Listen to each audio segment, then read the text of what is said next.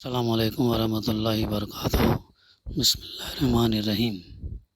رمضان کیسے گزاریں، یہ گفتگو ہماری جاری ہے، اور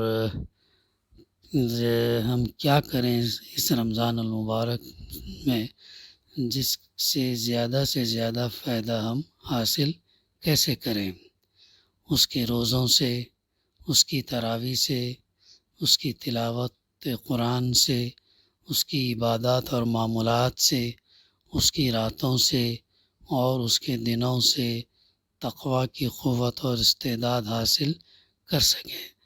تو چند نکات ہم نے گزشتہ مطالعہ کر چکے ہیں، وہ 10 پوائنٹس ہیں۔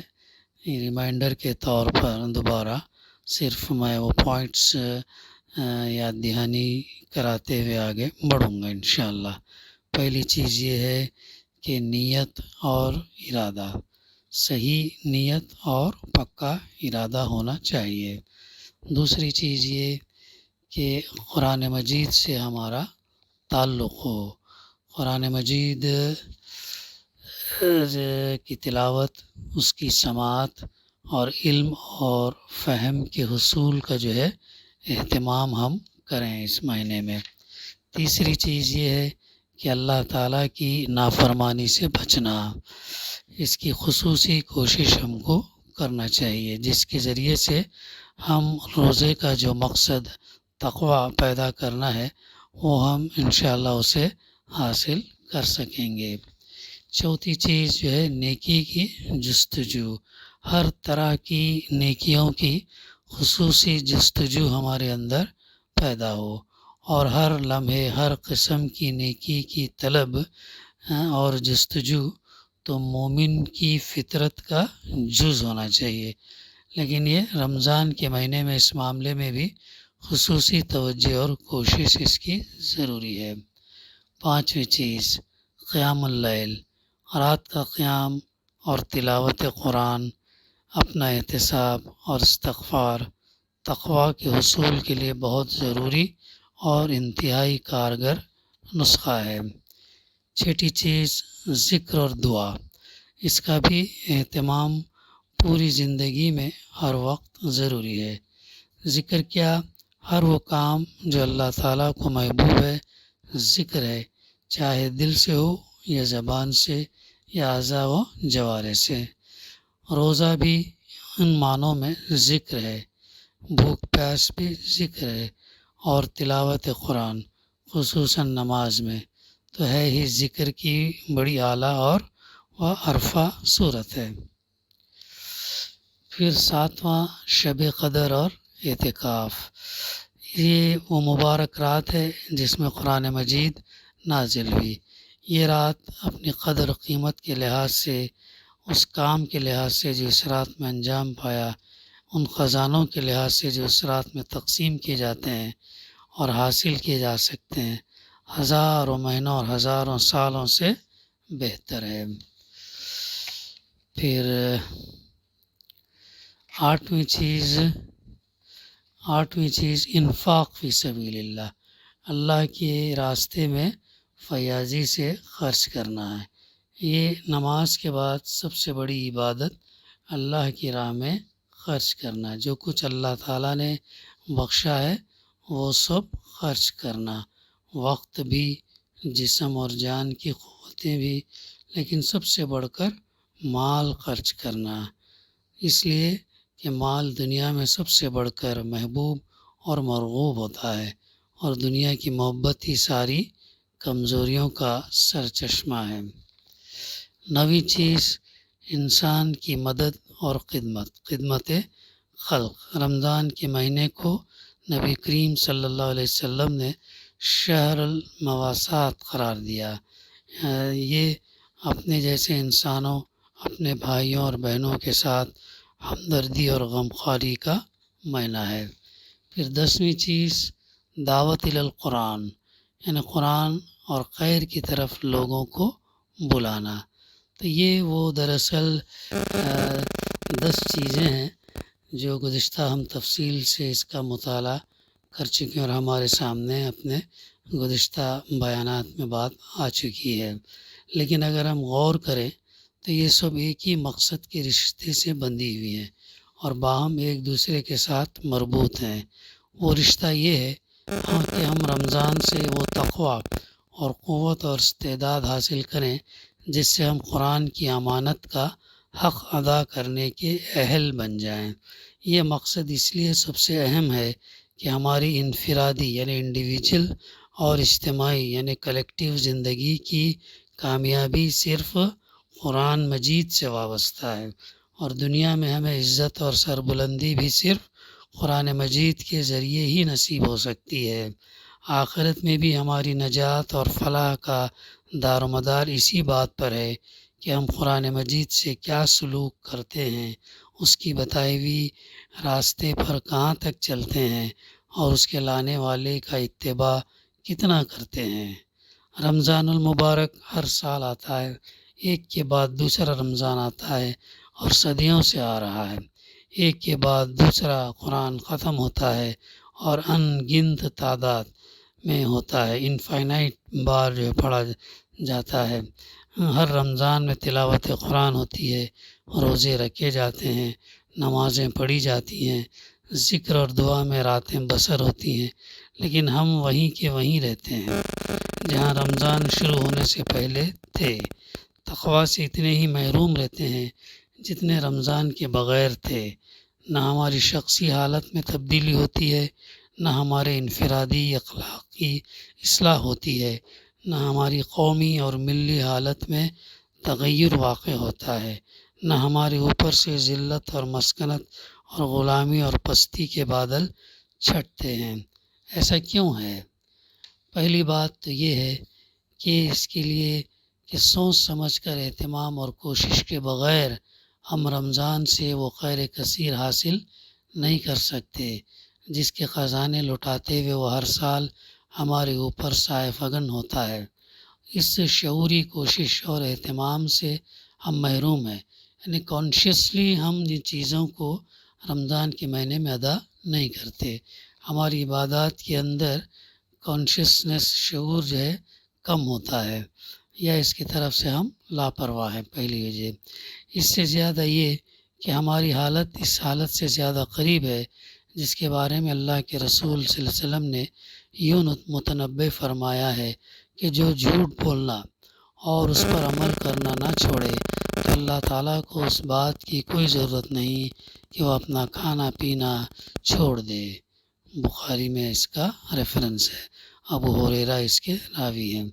اللہ کو اپنا رب کہنا، محمد صلی اللہ علیہ وسلم کو اس کا رسول ماننا، قرآن مجید کو اللہ کی کتاب تسلیم کرنا، پھر نہ یہ جاننے کی کوشش کرنا کہ یہ سب ہم سے کیا کہتے ہیں، نہ اس پر عمل کرنا۔ آخر یہ سب جھوٹ اور جھوٹ پر عمل نہیں تو اور کیا ہے؟ منافق رسول اللہ صلی اللہ علیہ وسلم کے پاس آتے اور کہتے کہ آپ اللہ کے رسول ہیں۔ اللہ تعالیٰ نے فرمایا کہ یہ بات تو سچی کرتے ہیں لیکن دراصل ہیں یہ جھوٹے۔ گویا زبان سے سچی بات کہنے کے باوجود انسان جھوٹا ہو سکتا ہے اگر اس سچی بات کے تقاضے نہ مانے اور ان کے مطابق عمل نہ کرے۔ دوسرے اس لیے کہ ہماری عبادات کا، ہماری نمازوں کا، ہمارے روزوں کا، ہمارے اعمال کا اور ہماری سرگرمیوں کا رشتہ اس مقصد سے کٹ چکا ہے جو قرآن مجید لے کر آیا تھا اور جس کے لیے رمضان کے روزے فرض کیے گئے تھے۔ سب کچھ اسی لیے تھا کہ ہم قرآن مجید کو اللہ کے بندوں تک پہنچائیں، اس کے سانچے میں اپنے آپ کو ڈھالیں اور اپنے معاشرے کو بھی ڈھالیں، قرآن مجید کو قائم کریں اور اس راستے میں صبر اور استقامت سے جد و جہد کریں اور قربانیاں دیں۔ رمضان المبارک کا مہینہ ہر بار پھر یہ پکارتا ہوا آتا ہے کہ آؤ اور جانو کہ اللہ تعالیٰ نے قرآن مجید میں تم سے کیا کہا ہے۔ آؤ اور ہر اس چیز کو ترک کر دو چاہے وہ تمہیں کتنی ہی مرغوب اور محبوب ہو جس سے اللہ تعالیٰ نے تمہیں روکا ہے، ورنہ ہو سکتا ہے اور اس سے بڑی بدقسمتی تمہارے اور کیا ہو سکتی ہے کہ رمضان تمہارے پاس آئے، تم روزے بھی رکھو، بھوک پیاس بھی برداشت کرو، راتوں کی نیند قربان کر کے تراویح بھی پڑھو، اور اس کے بعد بھی سوائے بھوک پیاس اور رات جگے کے اور کچھ تمہارے ہاتھ نہ آئے، بلکہ کہیں ایسا نہ ہو کہ تمہارے اوپر وہ مثال صادق آ جائے جو اللہ تعالیٰ نے حاملین تورات کے بارے میں بیان فرمائی۔ مثل الذین حملوا التوراۃ ثم لم يحملوها كمثل الحمار يحمل اسفارا، سورہ جمعہ آیت نمبر 5۔ جن لوگوں پر تورات کی امانت کا بار رکھا گیا پھر انہوں نے اس امانت کو نبھانے کا حق نہ ادا کیا، ان کی مثال ان گدھوں کی طرح ہے جو اپنی پیٹھ پر کتابوں کا بوجھ اٹھائے پھرتے ہوں۔ یا کہیں اللہ کے رسول صلی اللہ علیہ وسلم رمضان اور قرآن کے حوالے سے اللہ تعالیٰ کی عدالت میں ہمارے خلاف دعویٰ لے کر کھڑے نہ ہو جائیں۔ وقال الرسول یا ربی ان قومی اتخذوا هذا القرآن مہجورا، سورہ فرقان آیت نمبر 30۔ اور رسول کہے گا اے میرے رب، میری قوم نے اس قرآن کو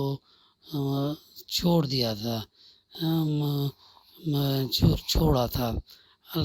اللہ تعالیٰ ہم سب کو رمضان المبارک میں وہ تقوی حاصل کرنے کی توفیق عطا فرمائے جس سے ہم قرآن مجید کی ہدایت کے مستحق ہوں، ہم قرآن کا علم حاصل کریں، اس پر عمل کریں۔ اللہ تعالیٰ ہمیں قرآن کا پیغام لے کر کھڑا ہونے اور اس کو قائم کرنے کے لیے جدوجہد کرنے کی ہمت، حوصلہ، عزم اور شوق اور ولولہ عطا فرمائے، آمین یا رب العالمین۔ پھر اگلا ٹاپک ہم دیکھیں گے روزے کے آداب اور حقیقت۔ یہ مضمون امام ابو حامد محمد غزالی رحمۃ اللہ کا ہے۔ وہ یہ لکھتے ہیں حقیقی روزے کے لیے جو اعضاء کو گناہوں سے روکتا ہے 6 آداب ملحوظ رکھنا ضروری ہے۔ ان کی نظر میں 6 آداب ہیں، تو اس کا ہم مطالعہ کرتے ہیں۔ پہلا ادب یہ ہے کہ نظر نیچی رکھو۔ جن چیزوں کی طرف نگاہ ڈالنا اللہ تعالیٰ کو ناپسند ہے ان کی طرف نگاہ کو نہ جانے دو۔ جن چیزوں کو دیکھنے سے دل بھٹکتا ہو اور اللہ کی یاد سے غفلت طاری ہوتی ہو ان کو نہ دیکھو۔ رسول اللہ صلی اللہ علیہ وسلم نے فرمایا نظر ڈالنا ان ایسی چیزوں پر جن سے اللہ نے روکا ہے شیطان کے تیروں میں ایک زہر میں بجھا ہوا تیر ہے، اور جو کوئی اللہ کے خوف سے نگاہ بد سے رک جائے اللہ تعالیٰ اس کے دل میں ایمان کی حلاوت کا مزہ عطا کرے گا۔ حضرت جابر رضی اللہ روایت کرتے ہیں کہ رسول اللہ صلی اللہ علیہ وسلم نے فرمایا 5 چیزیں ایسی ہیں جن سے روزہ ٹوٹ جاتا ہے۔ ایک ہے جھوٹ، دوسرے غیبت، تیسرے چغلی، چوتھی جھوٹی قسم اور 5ویں شہوت کی نظر۔ دیکھیے یہ وہ چیزیں ہیں جن سے روزہ ٹوٹنے کا امکان ہے۔ دوسرا ادب زبان کا روزہ۔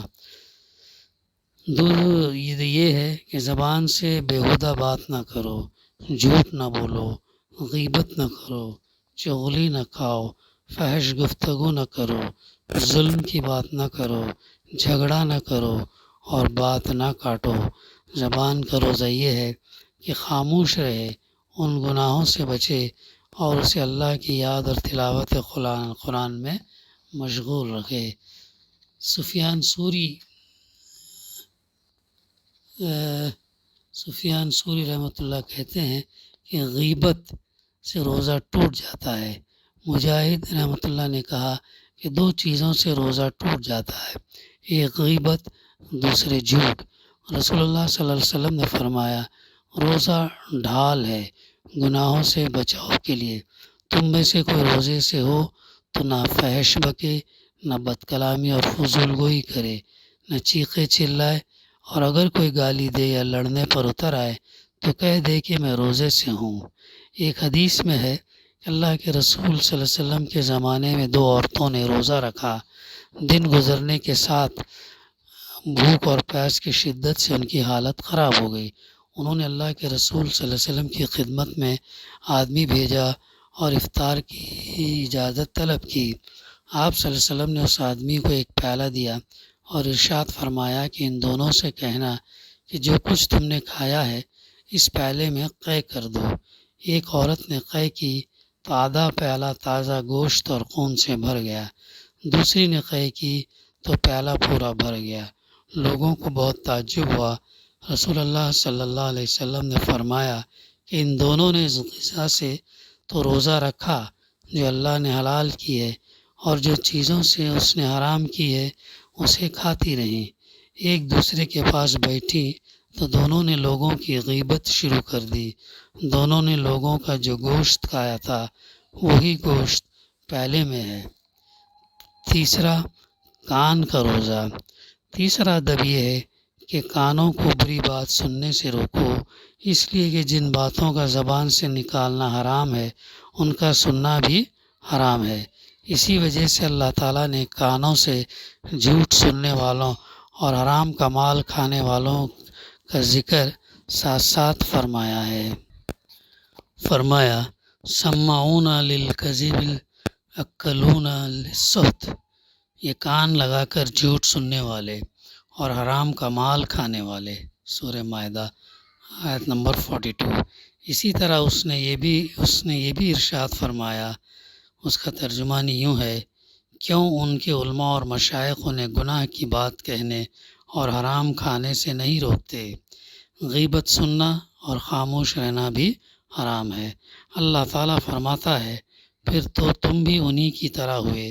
اسی لیے رسول اللہ صلی اللہ علیہ وسلم نے فرمایا، غیبت کرنے والا اور سننے والا دونوں گناہ میں برابر کے شریک ہیں۔ چوتھا پوائنٹ، اعضاء کا روزہ۔ چوتھا ادب یہ ہے کہ ہاتھ، پاؤں اور دیگر اعضاء کو گناہوں سے روکو اور افطار کے وقت ایسے کھانے سے بچو جس کے بارے میں حرام ہونے کا شبہ بھی ہو۔ اگر دن بھر تو وہ کھانا بھی نہ کھاؤ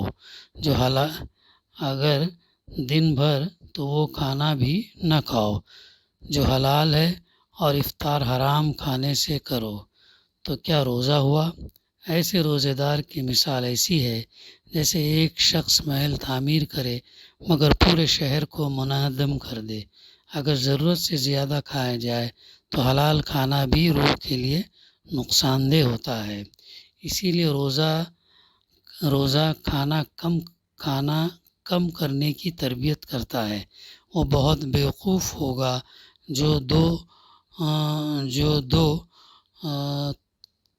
جو دوا تو زیادہ نہ کھائے کہ نقصان سے بچے، لیکن زہر کھا لے۔ حرام کھانا زہر ہے جو دین کو برباد کرتا ہے۔ حلال کھانا ایک دوا کی طرح ہے جس کا کم کھانا مفید ہے اور زیادہ کھانا نقصان دہ۔ رسول اللہ صلی اللہ علیہ وسلم نے فرمایا، کتنے ہی روزے دار ایسے ہیں جنہیں اپنے روزے سے بھوک اور پیاس کے سوا کچھ نہیں ملتا۔ بعض کہتے ہیں کہ یہ وہ روزے دار ہیں جو حرام کھانے سے روزہ افطار کرے۔ بعض نے کہا ہے کہ وہ شخص مراد ہے جو روزے کے دوران طعام حلال سے تو رکا رہے لیکن لوگوں کا گوشت کھاتا رہے، یعنی غیبت کرتا رہے، جو حرام ہے۔ اور بعض کی رائے یہ ہے کہ یہ وہ شخص ہے جو اپنے اعضاء کو گناہ سے نہ بچائے۔ پانچواں ادب، رزق حلال۔ پانچواں ادب یہ ہے کہ افطار کے وقت حلال کھانا بھی کم ہی کھاؤ، اتنا نہ کھاؤ کہ پیٹ پھول جائے، اس لیے کہ اللہ کے نزدیک حلق تک بھرے ہوئے پیٹ سے زیادہ ناپسندیدہ کوئی بھر جانے والی چیز نہیں، اگرچہ کھانا حلال ہو۔ شیطان پر غالب آنے اور شہوت کا زور توڑنے میں روزے سے کیا مدد ملے گی؟ اگر روزے دار افطار کے وقت دن بھر کی بھوک پیاس کی تلافی کر دے اور ایک وقت میں اتنا کھا لے جتنا دن بھر میں کھاتا تھا۔ افطار کے وقت کھانے کی انواع اقسام زیادہ ہوتی ہیں، چنانچہ رمضان کے دنوں میں اچھے اور نفیس کھانے اتنے زیادہ کھا جاتا ہے کہ اور دنوں میں کئی مہینے بھی نہ کھائیں۔ ظاہر ہے کہ روزے کا مقصود تو خالی پیٹ رہنا اور خواہش نفس کو قابو میں رکھنا ہے تاکہ نفس میں تقویٰ پیدا ہو۔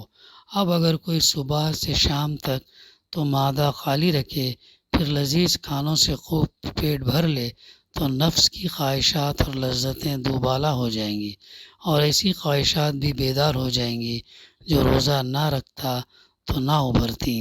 بہتر یہ ہے کہ رات کو بھی اپنا پیٹ اتنا خالی رکھے کہ تہجد اور دیگر وظائف میں آسانی ہو، شیطان دل کے پاس نہ آنے پائے اور عالم ملکوت کے دیدار سے فیضیاب ہو سکے۔ اگرچہ صرف پیٹ کا خالی رکھنا بھی کافی نہ ہوگا جب تک وہ اپنی فکر اور ارادے کو اللہ کے علاوہ ہر مقصود سے خالی نہ کر لے۔ چھٹا ادب یہ ہے کہ روزہ افطار کرنے کے بعد خوف اور رجا کی کیفیت طاری ہو، امید رکھے کہ اللہ تعالیٰ اس کا روزہ قبول فرمائے گا اور اسے مقربین میں شامل کرے گا۔ ساتھ ہی ڈر ہے کہ شاید اس کا روزہ قبول نہ کیا جائے اور وہ اللہ کے غضب کا مستحق ٹھہرے۔